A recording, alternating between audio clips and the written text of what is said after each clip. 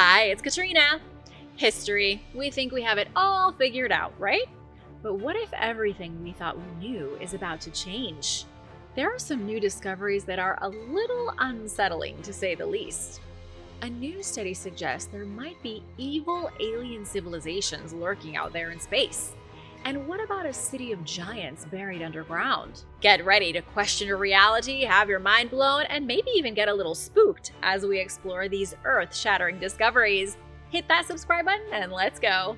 The City of Giants in America. Imagine a cave of giants, a place where the mummified remains of behemoths sit in giant thrones deep beneath the earth. This sounds like something out of a movie, but it might be closer to home than you think. In the early 20th century, researchers found cavernous chambers in the Grand Canyon filled with the dead bodies of giants. It was a chance discovery. An explorer was rafting down the Colorado River when he spotted what looked like the entrance to a cavern high up on a sheer cliff. The explorer went to investigate, scaling the cliff to enter the tunnel. Inside, he found treasures that shouldn't even exist. Our explorer's name was G.E. Kincaid. But did this all actually even happen? Who was this man, and what treasures did he really find? We know about him because of an article published in the Arizona Gazette on April 5, 1909. The article claimed that Kincaid wasn't just a rafting enthusiast, he was also an archaeologist with the financial backing of the Smithsonian Institution. According to what the Arizona Gazette printed, Kincaid had stumbled upon a subterranean city. It was a labyrinth of tunnels and chambers extending more than 2,000 feet underground. Inside were walls covered in copper weapons. Kincaid discovered tablets inscribed with what looked like Egyptian hieroglyphics. There were artifacts that appeared to be Buddhist in origin, with huge statues sitting cross-legged and holding a lotus flower in each hand. There was such a hodgepodge of artifacts that Kincaid couldn't pinpoint which culture was responsible for building the cave. Some of it was Egyptian and some of it was Asian.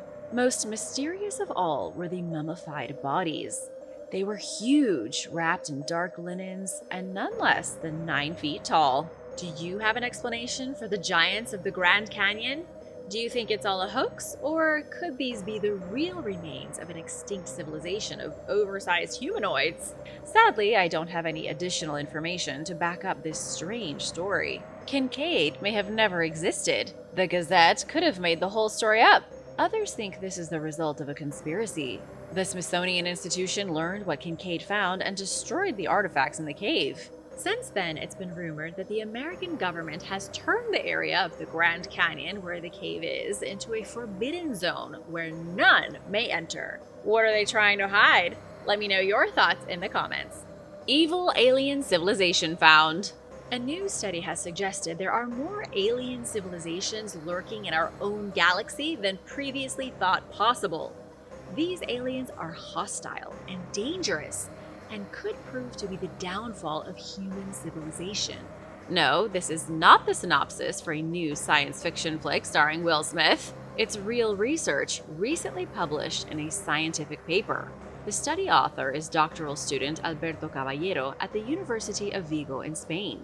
Alberto began his study with the intention of answering one very specific question. What are the odds that human beings will come into contact with a hostile alien civilization?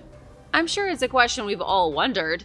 The Milky Way galaxy is huge, bigger than the human mind can comprehend. It stretches beyond the confines of our solar system to encapsulate millions of possibly habitable planets.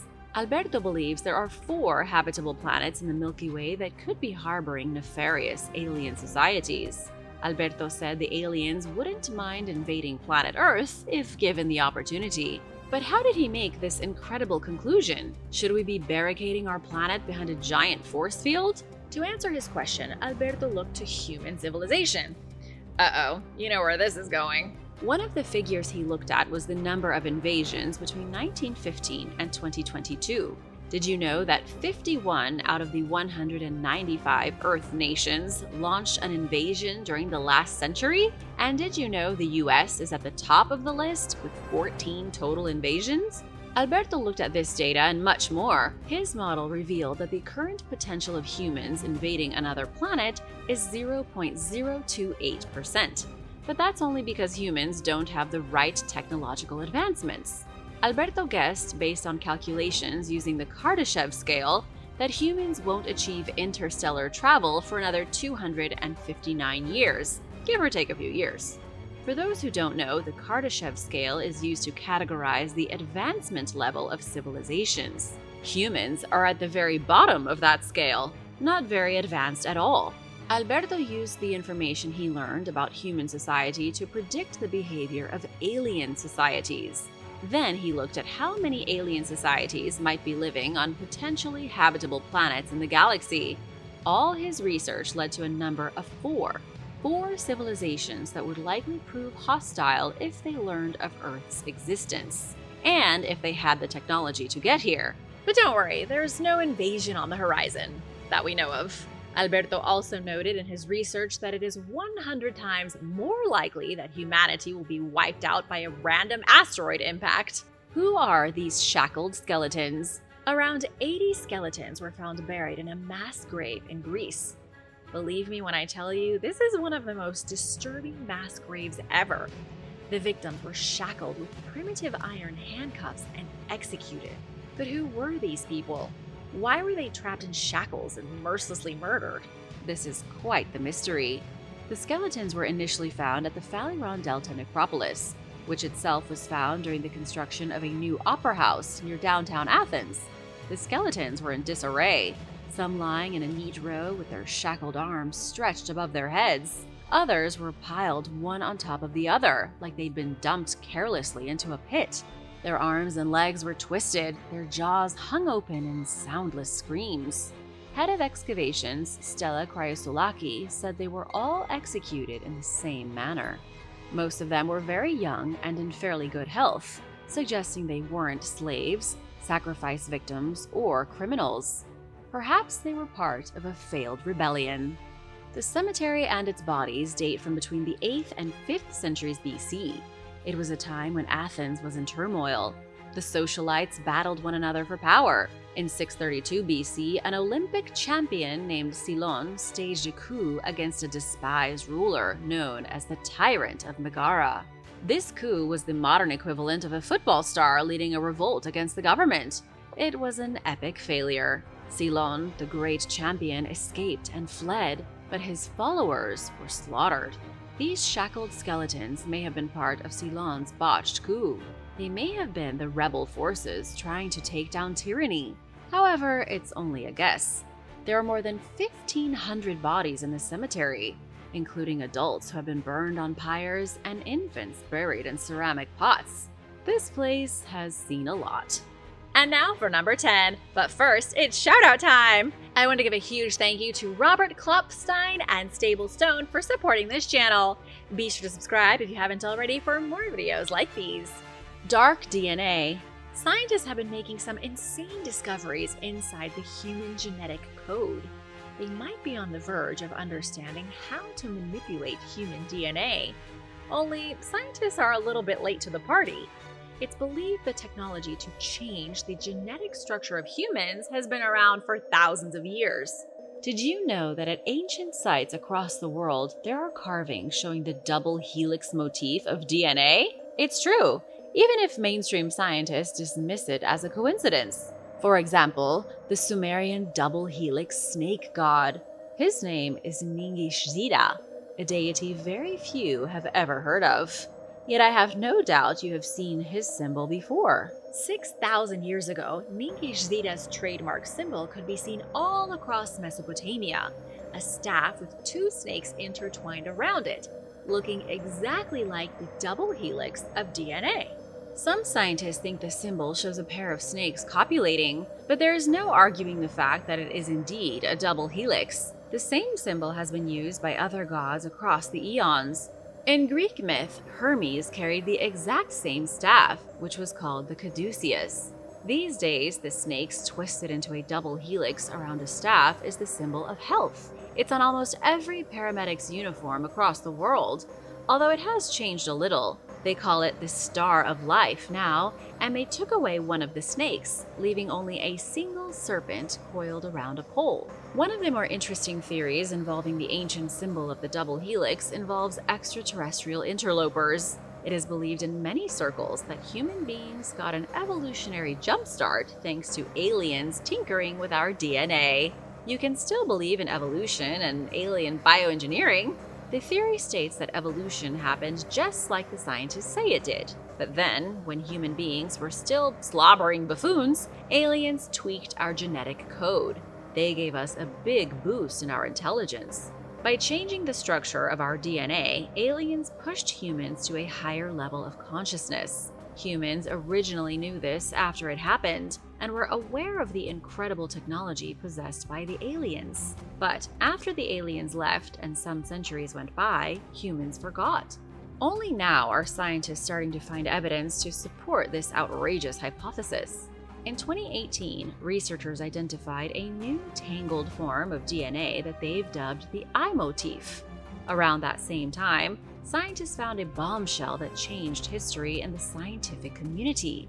They identified a mysterious sequence of DNA known as dark DNA. Just like dark matter in the universe, scientists can't make sense of it. And just like ordinary dark matter, dark DNA seems to make up the majority of all our DNA. There are all kinds of crazy DNA discoveries being made right now.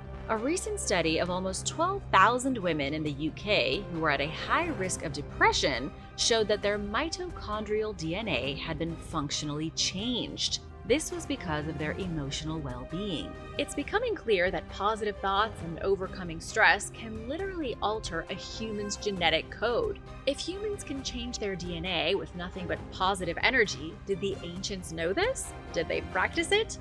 Did the people of places like ancient Egypt have powers of the mind that modern humans can only dream of? What are your thoughts on this?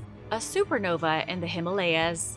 On a stone in the Himalayas, archaeologists found what they think is the oldest picture of a supernova.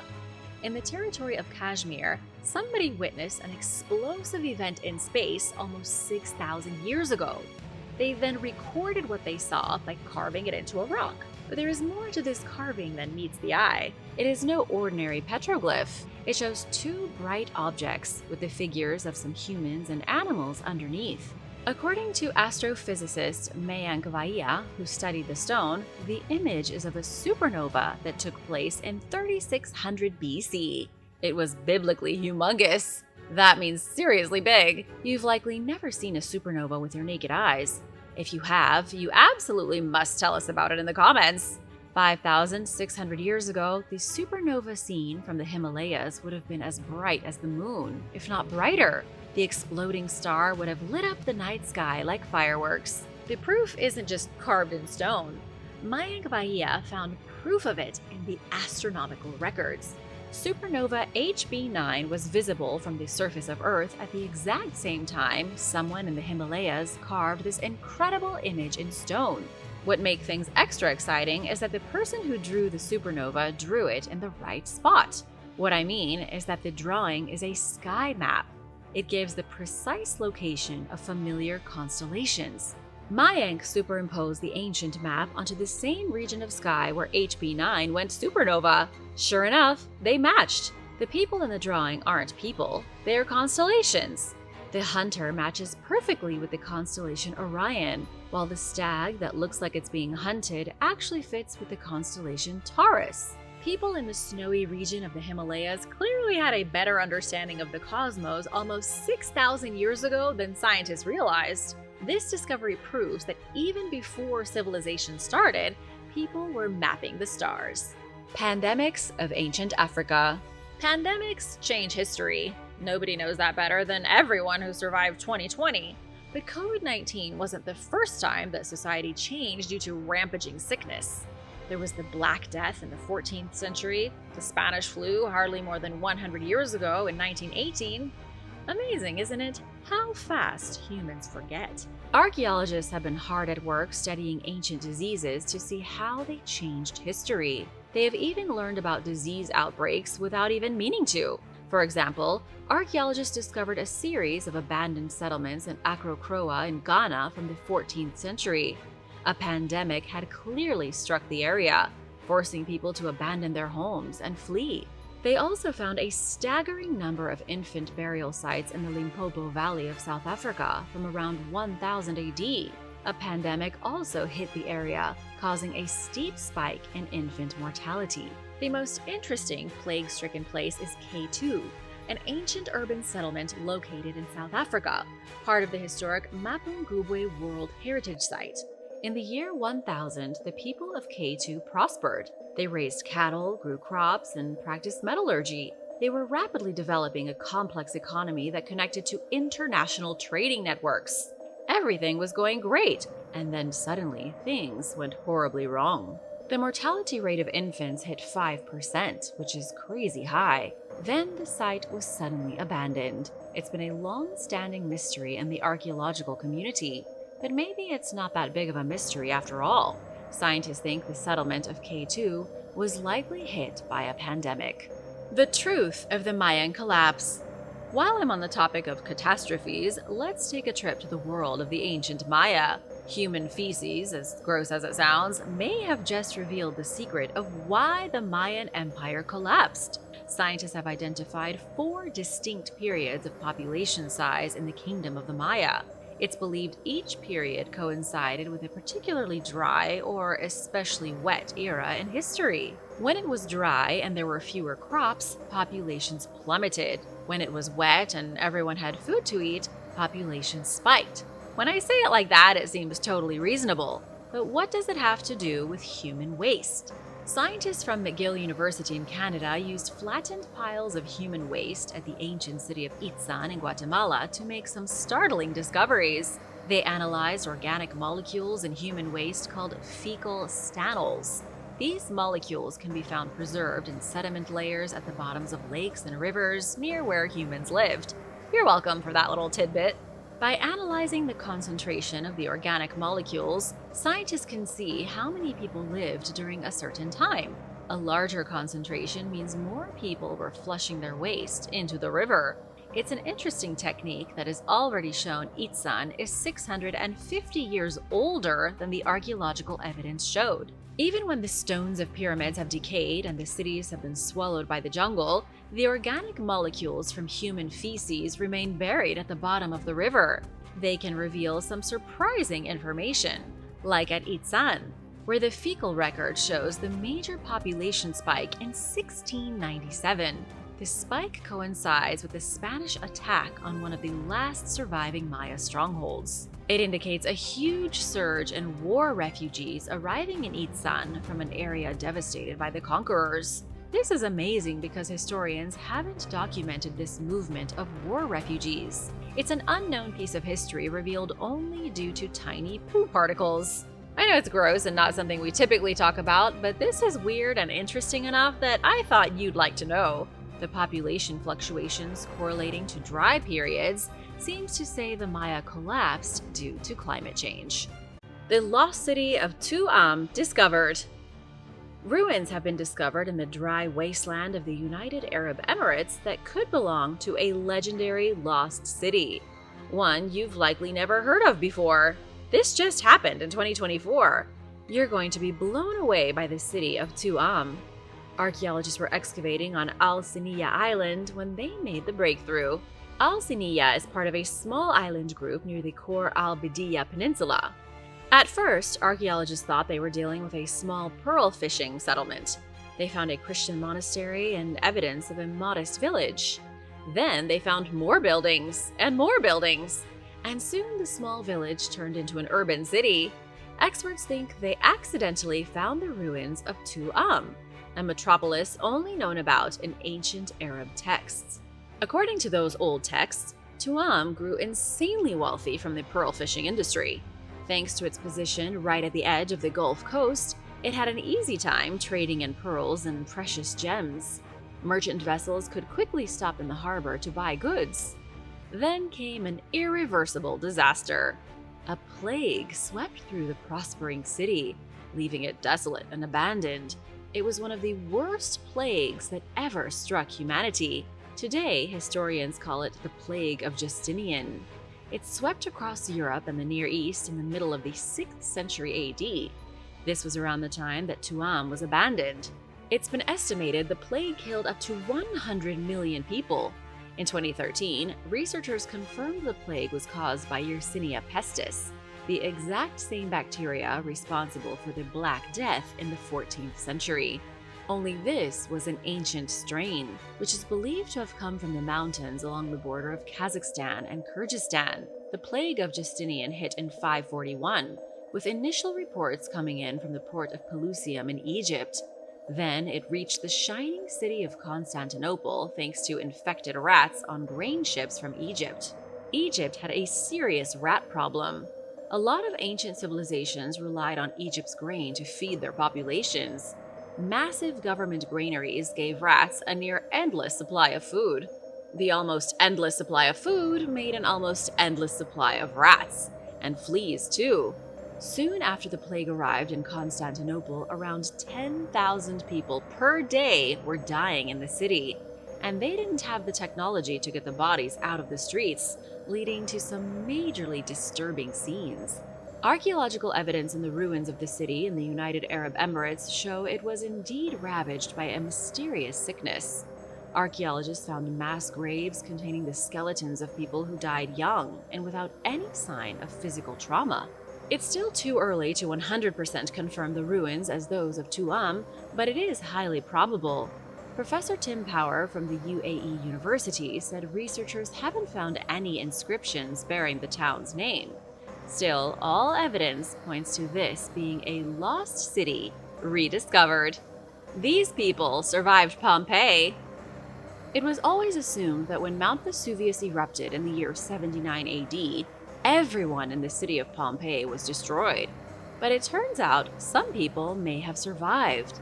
The explosive eruption was devastating on a level most people can hardly imagine. 3 cubic miles of debris exploded from the mountain's mouth like a bomb went off. Ash and rock fell to earth, burying 2 ancient cities. One was Pompei, and the other was Herculaneum. Boom, end of story. The cities were wiped out. Everyone in them fell victim to the intense heat and suffocating debris. People became petrified as statues underneath a thick layer of pumice. Hold on though, because this wasn't the end of the story. Recent research has totally changed the narrative. It's a surprisingly positive twist on an ancient horror story. Mount Vesuvius wasn't just about annihilation. Some people escaped and went on to rebuild their lives. Pompeii was a very wealthy city on the coast of Italy with about 30,000 people living in it. A few miles away was Herculaneum, with a more modest population of about 5,000. Herculaneum also had a small fishing fleet and some marble workshops. Both their economies were booming. Wealthy Romans often retired to the countryside around Mount Vesuvius, settling in either Pompeii or Herculaneum. Over the last 200-odd years of research, archaeologists have noticed something critical missing from their excavations. They've only discovered a tiny fraction of the total populations of the 2 ruined cities. In Pompeii, archaeologists should have found 30,000 bodies, but they haven't. They have found signs of panic and fleeing. Archaeologists have discovered carts and horses missing from stables. It's the equivalent of the family sedan gone from the garage, with the garage door still wide open. They have found ships missing from docks. They have found strong boxes completely empty, evidence that people cleaned out their savings and ran for the hills, or for the sea. Things are starting to look a little brighter for the ancient people of Pompeii. It seems a lot, maybe even most, survived the eruption.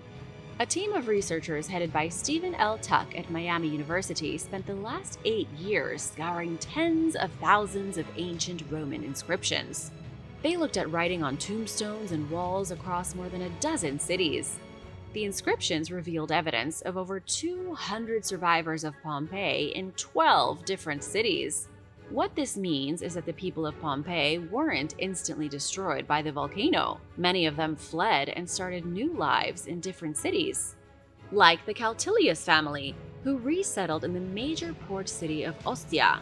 Stephen learned of the family because they founded a temple to the Egyptian god Serapis in Ostia. They were able to leave a written history of their family behind. The records show that after they fled Pompei, some members of the Caltilius family married into the Munatiuses family, who had also escaped Pompei. The mystery metal of orichalcum. The ancient Greek philosopher Plato was the first person to mention Atlantis. He was the brains behind the legend, which lives on to this day. But Plato also talked about other things that are still mysterious in our modern world. For example, a valuable metal called orichalcum. Plato described orichalcum as a coveted substance whose value was second only to gold. Unsurprisingly, Plato also linked orichalcum to the city of Atlantis, and there are other texts that back up what Plato was saying. The ancient world is rife with mentions of orichalcum. Even with the historical evidence, some scientists don't think it was real. The ancients described orichalcum as a magical metal, one that was mined from some secret mountains. Modern scholars think they were just talking about boring old brass. Well, the joke is on you, modern scholars. In 2015, marine archaeologists discovered an ancient shipwreck carrying actual ingots of orichalcum, 47 ingots to be exact. Then, 2 years later, 39 additional bars of the mystery metal were found on the sea floor. When scientists analyzed the ingots, they were shocked to see they had been made roughly 2,600 years ago. Orichalcum was real, but what made it so magical? It was very similar to gold. When done right, orichalcum could be made almost indistinguishable from gold. The Greeks knew it, which was why the metal had a mythical status with them. Then when the Romans came along, they realized the metal's potential. By 45 BC, it's believed the Romans started using orichalcum to mint coins. An issue soon came to light, one you most likely already saw coming. Gold was so close to orichalcum that the two metals were easy to swap without anyone noticing. It was a forger's paradise. One ancient rumor is that Julius Caesar stole 3,000 pounds of pure gold from the Roman capital. He switched it out with orichalcum. Emperor Vitellius did the same thing, only he robbed his own temples, exchanging real gold for orichalcum. What makes things extra mysterious is that modern scientists haven't figured out how to recreate the formula that made orichalcum indistinguishable from gold. The ingots found in 2015 are said to be orichalcum, yes, that's true. But they are a different type, not the same mythical orichalcum that Plato talked about. These ingots in the shipwreck were made of copper and zinc, whereas if Plato is to be believed, there was a more pure version used by the Atlanteans themselves.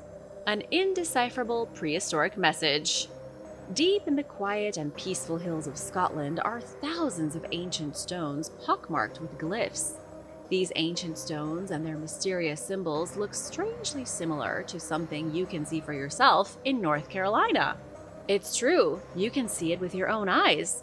Symbols used by prehistoric people in Scotland were also used by Native Americans in Appalachia. Nobody has ever been able to decipher the symbols. It's been suggested they form a cryptic message from a forgotten time, a message so complex and shocking that modern scholars are hopeless to crack it.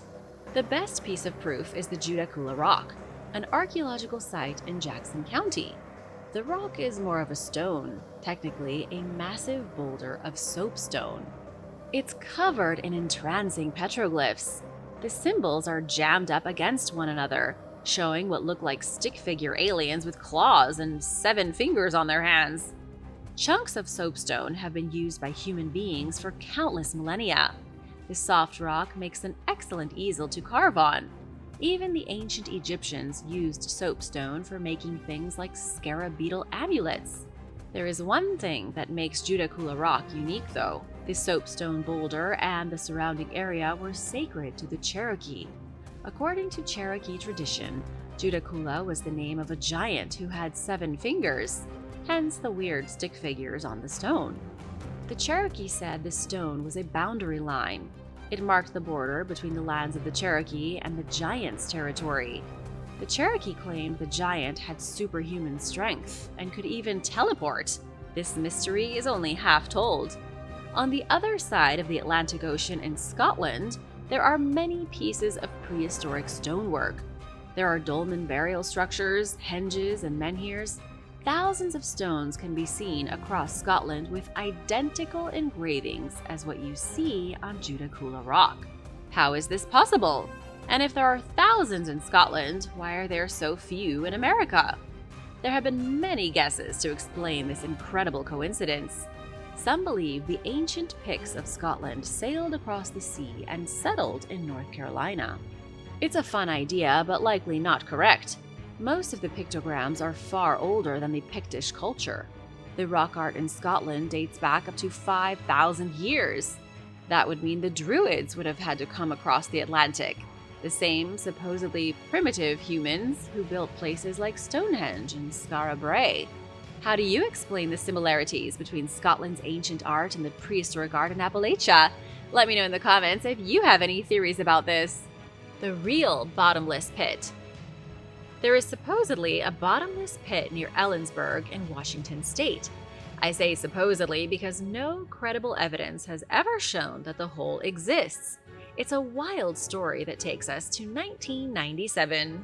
On February 21st of that year, Mel Waters appeared as a guest on Coast to Coast AM with Art Bell. Mel claimed he owned a property deep in the rural wilderness of Kittitas County, and on his property was a hole without a bottom. A bottomless pit should be physically impossible, but what if it isn't? According to Mel, he used more than 80,000 feet of fishing line in a desperate attempt to reach the bottom of the hole, but he never got to the bottom. Everything he threw into the hole vanished. It seems like a serial killer's dream come true. No more evidence. When word of his magic bottomless pit spread, U.S. federal agents allegedly seized the land. Mel was forced to relocate to Australia. Mel appeared on Coast to Coast AM again in 2000 and 2002. Others came forward claiming that they too had seen Mel's pit with their own eyes. Like Gerald Osborne, who told reporters he had seen it several times during an interview in 2012. Gerald said ever since the U.S. government took over Mel's property, they have maintained a secret base next to the bottomless pit. The whole county has supposedly become a hotbed for alien activity. It's as if they are drawn to the pit, or whatever magic makes it bottomless. It's a cool story, right?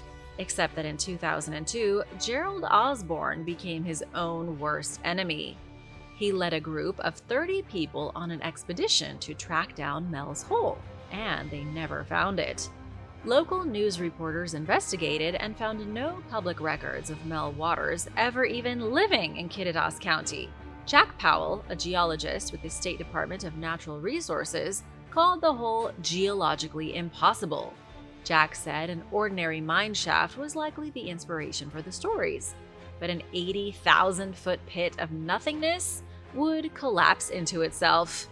Do you believe in the myth of the bottomless pit? Let me know your thoughts in the comments, and thanks for watching! Don't forget to subscribe if you haven't already, and I'll see you next time. If you want to see even more, be sure to stick around for an older video you might have missed. The legend of Gonzalo Guerrero. Spanish conquistador Gonzalo Guerrero left Spain in the year 1511 to go to the New World. He wound up in Panama, then was shipwrecked on his way to Santo Domingo. The crew survived, was set adrift, and wound up coming ashore on the Caribbean coast of Mexico, in what is now the state of Quintana Roo. When they were apprehended by the locals, just about every single crew member was either killed or enslaved. 8 years later, in 1519, Hernan Cortes began his famous conquest of Mexico. At that time, there were only 2 survivors from Guerrero's shipwreck. There was Geronimo de Aguilar, who became an interpreter between Cortes and the Maya, and Gonzalo Guerrero. Guerrero took a slightly different path than most of the Spaniards. After he served as a slave, he managed to gain the trust of Maya leader Nachan Khan. He built himself up to the title of captain of an army of Maya soldiers, married a Maya woman named Zazil Ha, and had 3 children with her. These 3 kids became some of the very first children born of the Spanish conquest. Within about a decade, Guerrero had almost fully integrated into Maya society. According to chronicler Bernal Diaz del Castillo, Cortés tried to persuade Guerrero to join his cause and fight against the Maya. But Guerrero, who had tattooed his face, pierced his ears, and had basically become Maya, changed sides. He ended up fighting great battles against his countrymen, labeled a traitor by Spain, and ultimately falling in battle. While his switch to the other side didn't change history, it most certainly could have if more Spaniards had thought more about the natives than about killing them and stealing their gold. Hitler assassination. One of the biggest what-ifs these days involves Adolf Hitler and World War II. What if the plot to assassinate Hitler on July 20th, 1944 was a success? How could this have changed history, and how many lives could have been spared? The plot involved high-ranking German military officers and a bomb in a suitcase. It also involved something called Operation Valkyrie, which was to trigger upon Hitler's death. The assassination was attempted by Colonel Klaus von Stauffenberg. He belonged to a secret group of Germans who had enough of the war and wanted to change Germany's leadership before the whole country was in ruins. He agreed to put a bomb in a suitcase, attend a meeting at Hitler's headquarters, and blow everyone in the room up. Everything went wrong, just as the other half a dozen assassination attempts on Hitler had also gone wrong. The colonel stepped out of the room after he placed a bomb underneath the table where the Führer and the other top officials were holding their meeting. Somebody noticed the suitcase and moved it away from the people. When it exploded, it was nowhere near Hitler, and he wasn't even injured. Nevertheless, Stauffenberg heard the explosion go off and assumed Hitler was dead. Without even checking, he rushed back to Berlin and activated Operation Valkyrie. This involved arresting the Gestapo and the men of the SS and putting new men in charge of the military and the government.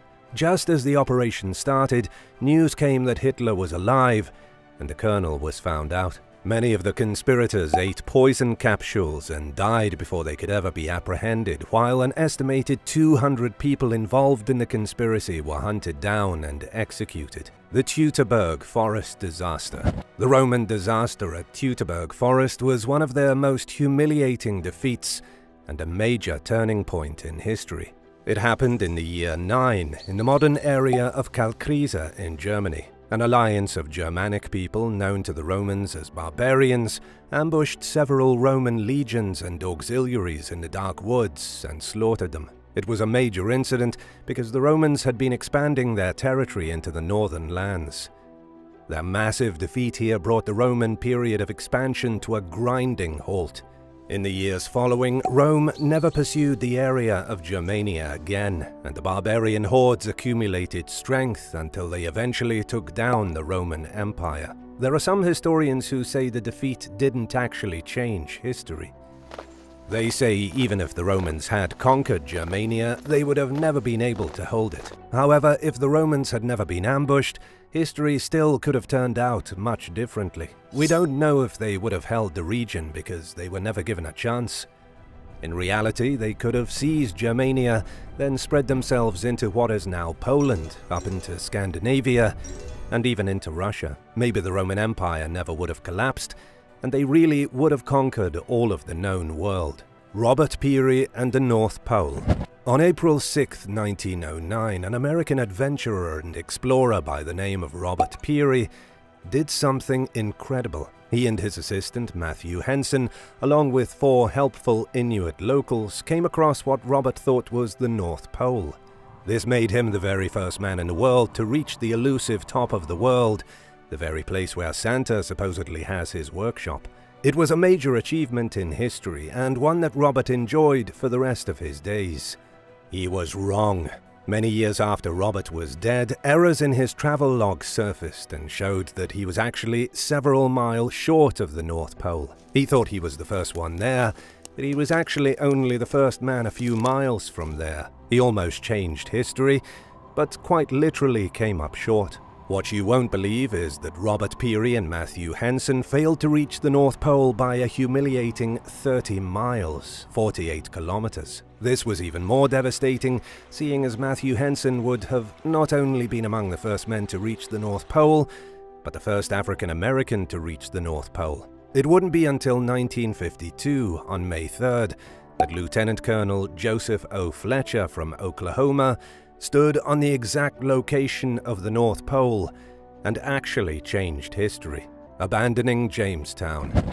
The Jamestown colony was officially formed on May 14, 1607. About 100 people from a venture called the Virginia Company founded the settlement, which was the very first permanent English colony ever erected on North American land. It was an exciting time in history, and also a pretty gruesome one.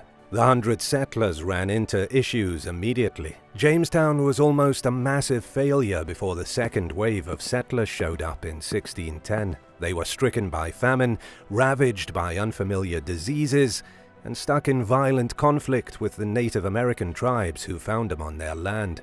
A shaky peace came following John Rolfe's marriage to Pocahontas, the daughter of a great Algonquin chief. The people of Jamestown began cultivating tobacco, expanded the area, and it remained the capital of the Virginia colony until 1699. It was the most important city to the English and was the very start of the United States of America. It was almost a total disaster. What a lot of people don't know is that back when the first settlers arrived, they almost gave up. Between 1607 and 1610, life was miserable for the settlers. They were weakened by starvation, they ate the leather of their shoes, consumed their own horses, and just about abandoned Jamestown altogether.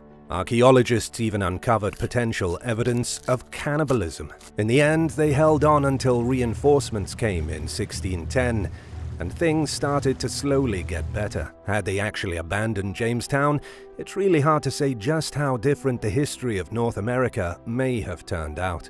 The Black Death.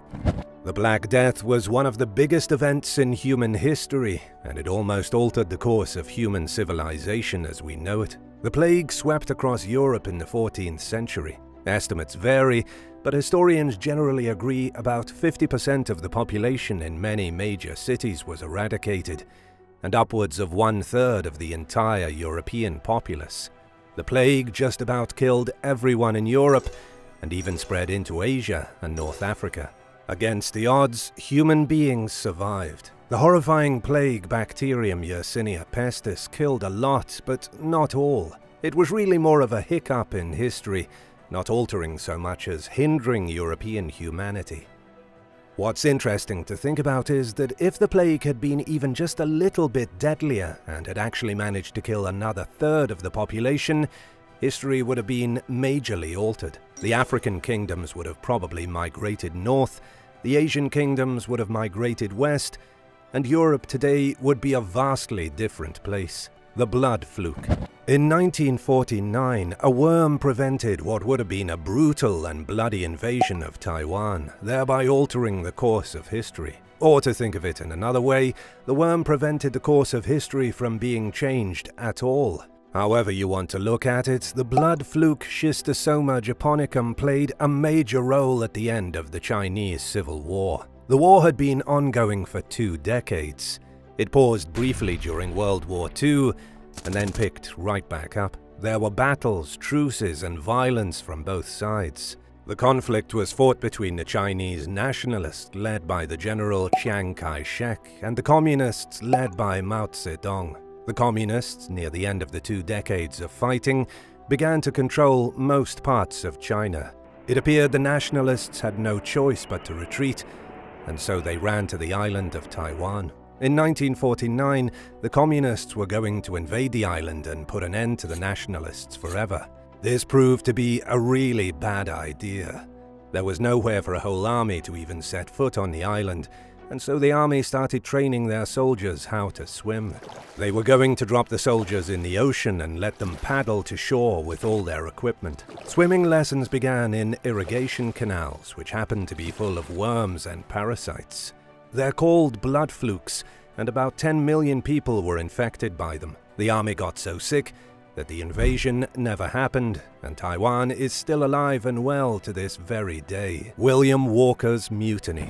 Sergeant William Walker tried his best to change history and failed. In November of 1863, Walker organized a mutiny and protest in response to the Union Army paying soldiers of color only a sliver of what was paid to white soldiers.